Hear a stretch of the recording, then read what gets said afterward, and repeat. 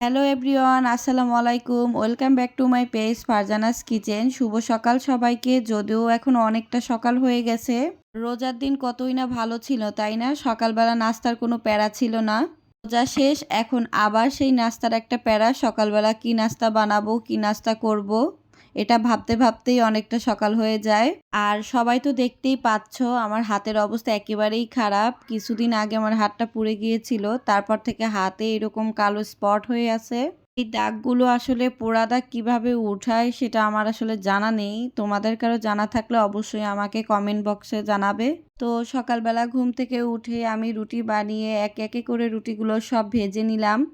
আসলে রুটি বানাতে আমার বেশ ভালো লাগে, খেতেও ভালো লাগে। অনেক দিন হলো রুটি খাওয়া হয় না সকালে। তো এই জন্য ভাবলাম আজকে রুটি বানাই, যেহেতু কালকে আমি আসলে মাংস রান্না করে রেখেছিলাম।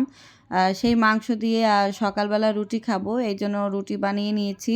আমার রুটিগুলো মাশাল্লাহ বরাবরই অনেক সুন্দর হয়। অনেক দিন পর বানিয়েছি, কিন্তু এবারে রুটিগুলো আমার কাছে কেমন যেন একটা লাগছে। তোমাদের কাছে কেমন লাগছে অবশ্যই জানাবে। আমার কাছে খুব একটা ভালো লাগেনি আজকে রুটিগুলো, তাও যা বানিয়েছি আলহামদুলিল্লাহ। তারপরে এই যে আমি মাংসগুলো গরম করে নিলাম।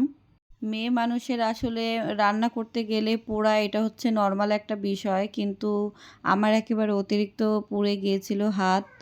তো এই ছিল আমার সকালের নাস্তা। আমার ভিডিও যদি ভালো লাগে অবশ্যই লাইক কমেন্ট শেয়ার দিবেন ও ফলো দিয়ে পাশে থাকবেন। আল্লাহ হাফেজ।